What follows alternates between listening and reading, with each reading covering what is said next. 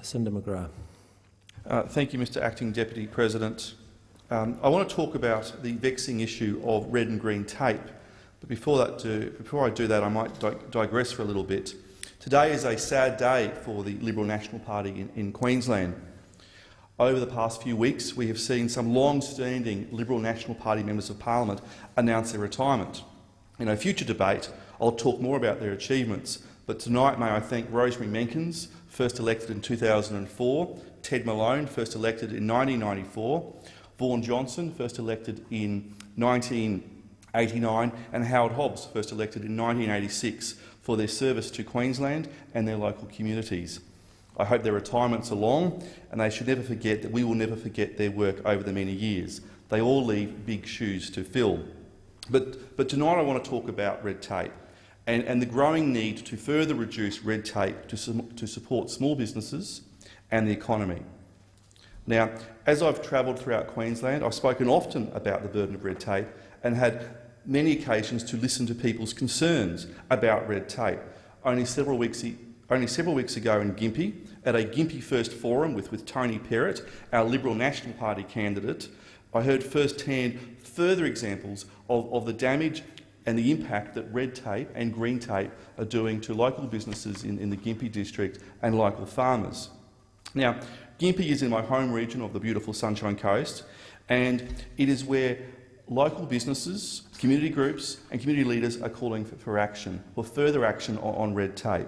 They acknowledge the state government has done some sterling work in reducing red and green tape, and they also acknowledge that the federal government, which I'll come to later, has also done some fantastic work in reducing red and green tape.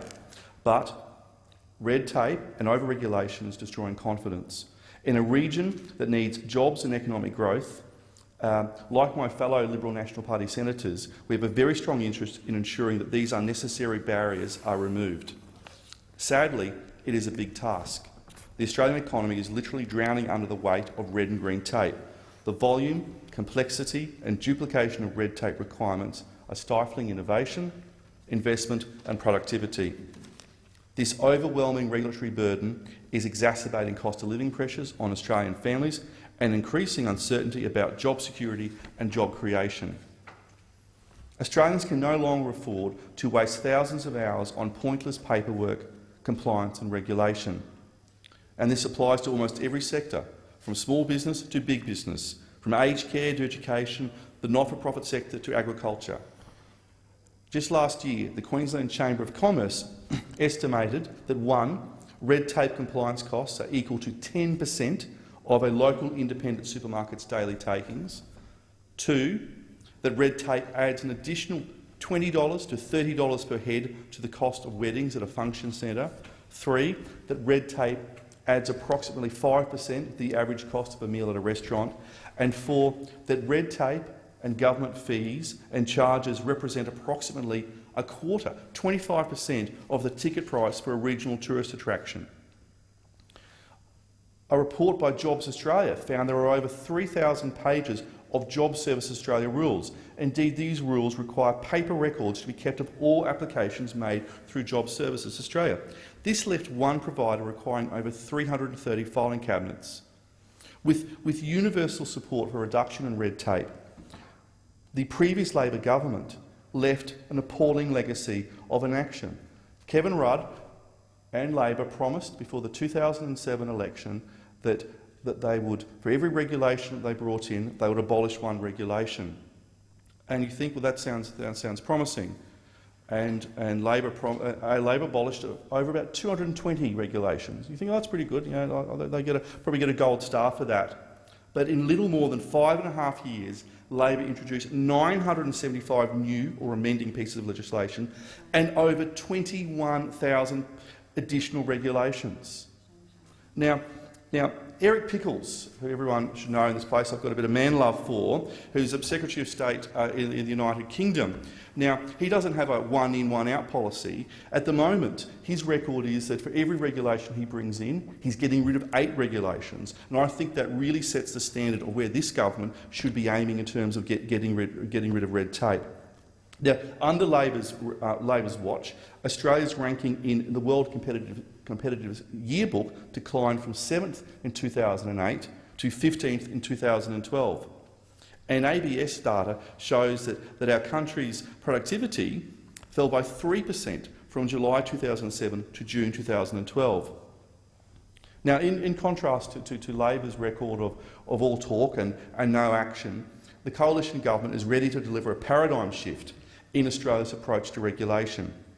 Already, this government has removed over 10,000 pieces and 50,000 pages of legislation and regulation during its first ever repeal day in March of this year. Now, this historic event alone has delivered savings of over $700 million in compliance costs. Now, pull out your diaries, get very excited about this, tell your kids and your grandkids and tell all your staff that another repeal day is coming up, another very exciting repeal day, and that's been scheduled for the 29th of October.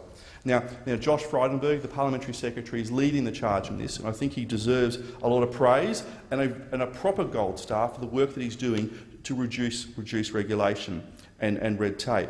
Now, this is just one part of the coalition government's red tape reduction program. We've committed to cutting over $1 billion in red and green tape every year. Now, to do this, the government's going to focus on 5 key areas.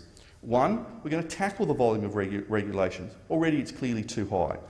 Secondly, we're going to work to eliminate the extensive duplication and regulatory overlap that exists between the different levels of government. The third way we're going to do this is we're going to improve the quality of consultation between government and those who are going to be affected by any new regulations. And fourthly, we will ensure that there are rigorous and mandatory post-implementation reviews to determine how effective new regulations have been. And finally, under our plan to reduce red tape, we're going to ensure that regulators are at all times transparent, accountable and efficient in administering regulations. Now, regulators are at the front line of this debate, and it's our strong view that we've got to bring them along as part of any sweeping new cultural change. Now, Australia is home to over 2 million businesses, many of them family-run operations who create jobs and opportunities in our communities. And I, like my coalition colleagues, want to see a strong and prosperous Australia. And these important measures to reduce red tape will deliver unprecedented changes to the regulatory landscape in Australia and help those over 2 million businesses and help create jobs. Now, I've previously made a commitment to personally monitor our progress of red tape reduction to keep the government, who I'm a proud member of, and my party, the Liberal Party, on track. And I repeat that commitment today, and I will be doing an annual red tape report, and I'll further update the Senate on this progress at a later date. Now, this area of reform is critical for Australia's future. Done correctly, the government will support the growth, will build confidence and create an environment full of opportunity. And this is certainly an outcome that I hope all of those who dislike red and green tape, others on the other side might like red and green tape, would agree with. So thank you, Mr Acting Deputy President. Thank you, Senator McGrath.